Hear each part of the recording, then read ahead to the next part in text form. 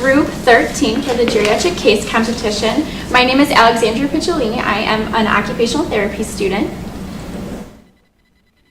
I'm Claire Albert, and I'm an occupational therapy student as well. I'm Rebecca Kerner, and I'm a communication sciences and disorders second-year master's student.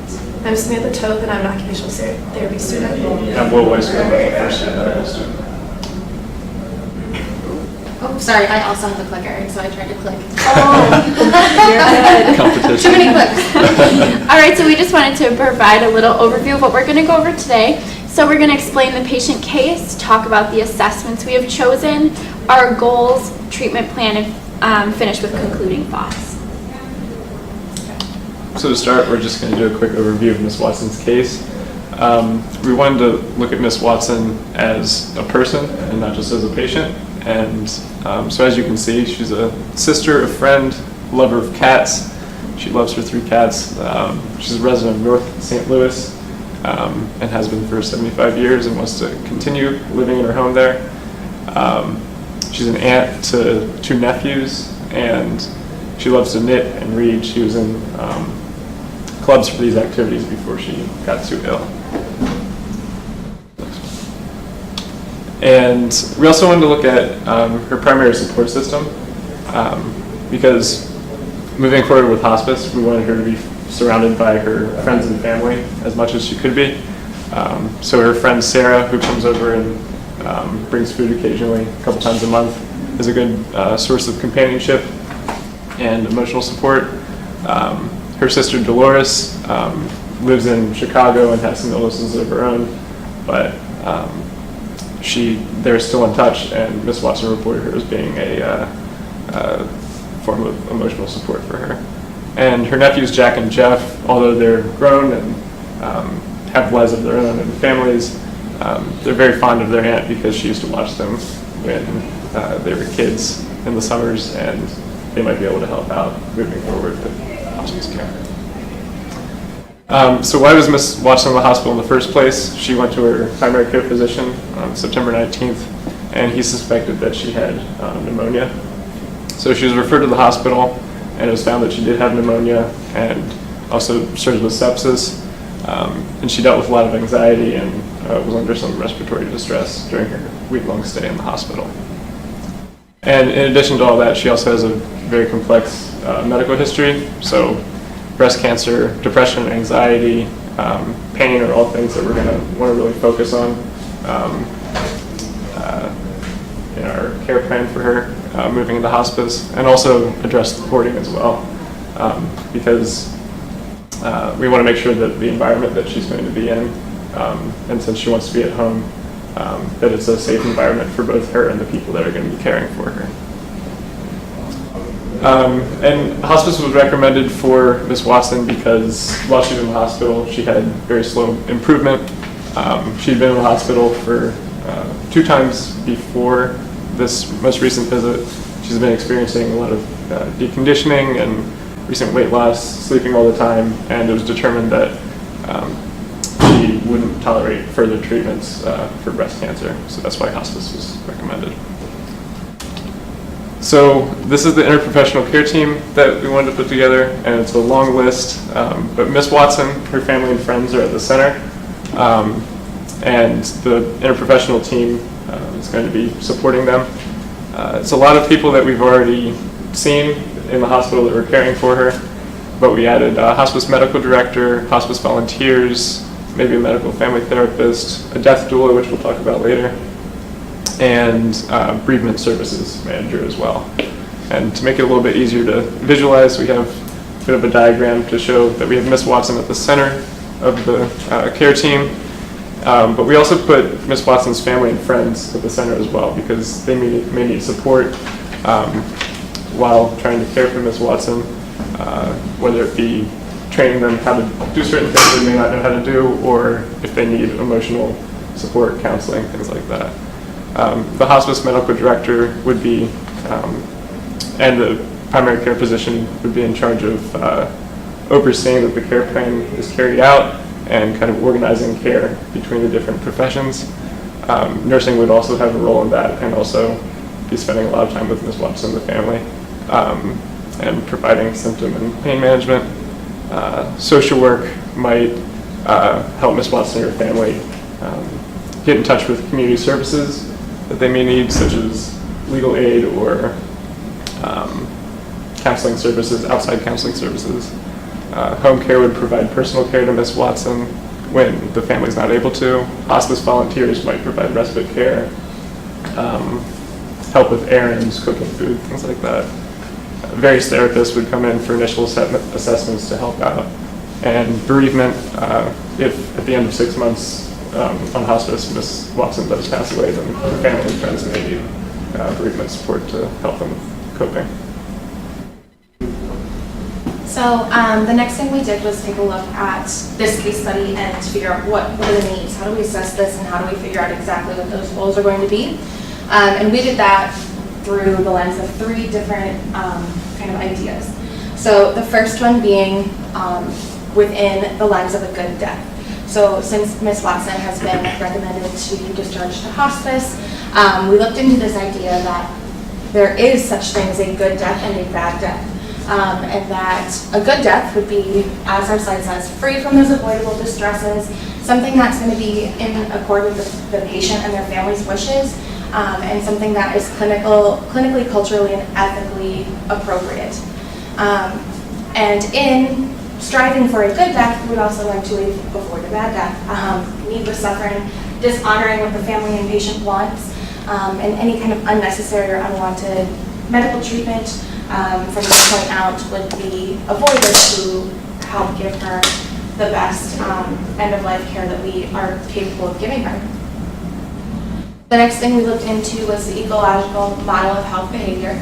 And this essentially is a model that tells us that Ms. Watson, is at the top, or sometimes this model is within a circle, that she is the primary focus, but we cannot look at her without thinking about all these other aspects of healthcare culture, of Ms. Watson, of her community, of all of these different areas, because this is what's really going to kind of fill in the blanks for things that we may not see right away.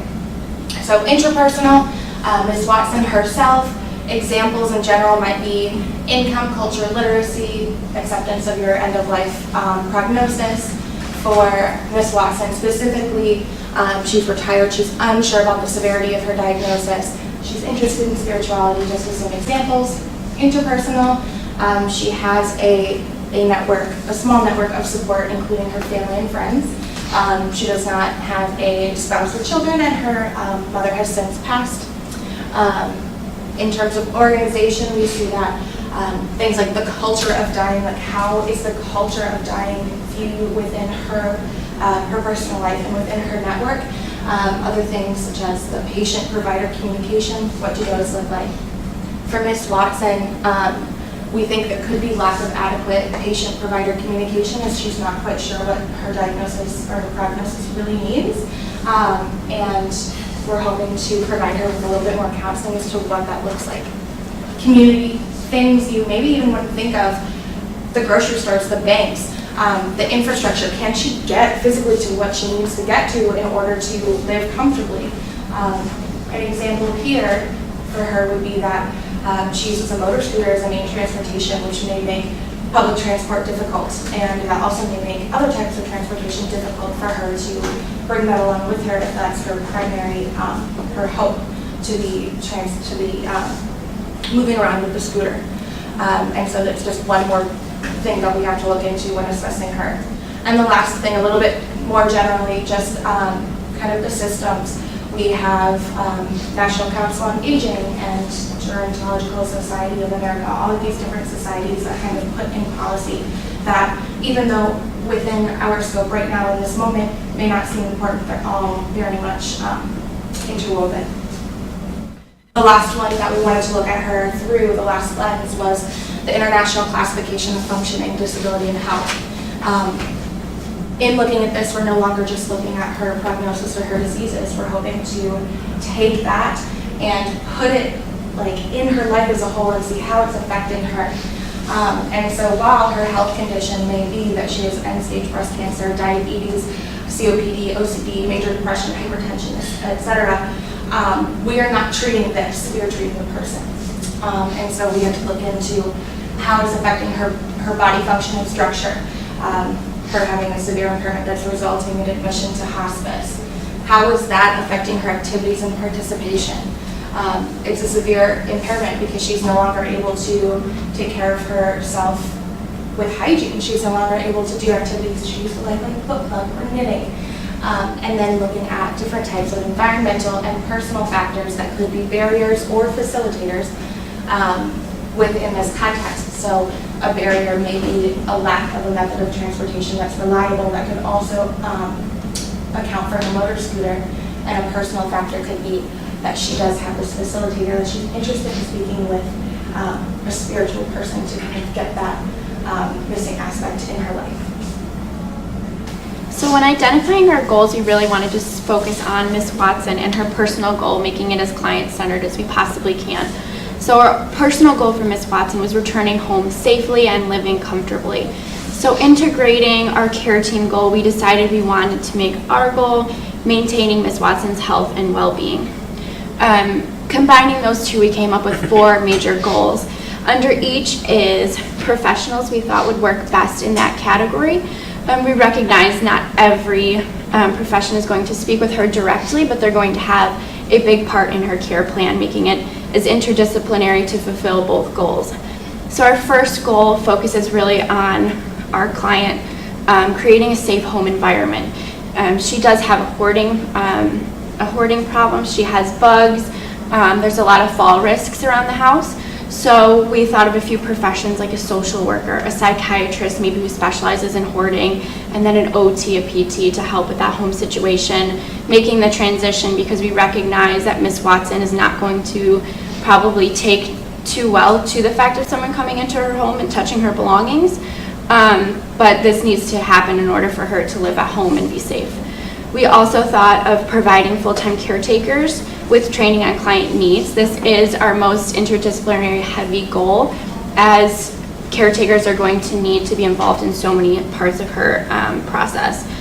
We also wanted to manage her current medications and symptoms. As you've read, this medication management has been difficult for her also because she's not totally aware of her diagnosis. So we put some professions we thought would be perfect for that, and then assisting with ADLs and energy conservation. As she is wanting to stay at home, those services are not going to be provided as if she was in a SNF. So we added OT and speech path to help her with grooming, hygiene, feeding, breathing techniques. Okay, so next is the treatment plan, and we split it into 2 categories, her immediate needs and her long-term needs. So immediate needs need to be addressed before she can move back home because we don't feel comfortable with her going into her home without like figuring some things out first. So first is a support system. We think that she does need full-time care, and we're hoping that family and friends would be able to help in that, but we understand that's like a big time commitment. So we're also thinking that since she is involved in her church, maybe volunteers from her church would be able to come and volunteer some of their time for like important hours of the day, like feeding or getting ready in the morning or getting ready for bed at night. The next is a home assessment. We need to get someone in there to check for like mold and bugs and safety hazards. And then also, like we talked about earlier, bringing someone in to discuss the hoarding and see if there is any way that we could get rid of some of the junk that's like creating those health hazards. And then we thought the occupational therapist could do a home safety and accessibility assessment just for stuff like the fall risks and other safety hazards. And then the last thing is to help her create an understanding, because we don't want to send her home with her not even understanding her diagnosis or understanding what hospice is. So those 2 things are pretty important. And then with understanding hospice, also understanding end-of-life wishes, life insurance, everything that goes along with that. And then she does need to understand how to manage her symptoms and manage her medications. So all that's under control. We could feel more comfortable letting her go home. So then looking more long-term, we've kind of identified 4 primary areas of focus for her long-term care. So the first of those would be symptom management, and that's looking more specifically at her physical symptoms, and kind of getting that under control. She has a lot going on as far as her diagnoses, so there's diabetes, lymphedema, all kinds of other things, so we're kind of trying to get some of that under control, and that's really to ensure that she's comfortable, that she's still as functional as she can be at this stage in her life. Next, we kind of want to look at her emotionally and spiritually, because in order to ensure holistic care, we can't only look at the physical. She is a whole person, and it's very important to address emotional needs and spirituality and put them on kind of a level playing field. So that's where we're going to have our chaplain coming in, social work, psychology, etc., to kind of cover that dimension of her care, because that's equally as important as managing her physical symptoms to ensure that she has kind of a successful end of life, a good death. Next, we want to really focus on making her comfortable at home. So this is kind of getting her physical environment under control. We mentioned that we need to kind of make sure that it's safe before actually sending her back there, but we need to kind of stay on top of that and make sure that it continues to be a conducive environment for a healthy end of life. Finally, we want to focus on interprofessional collaboration.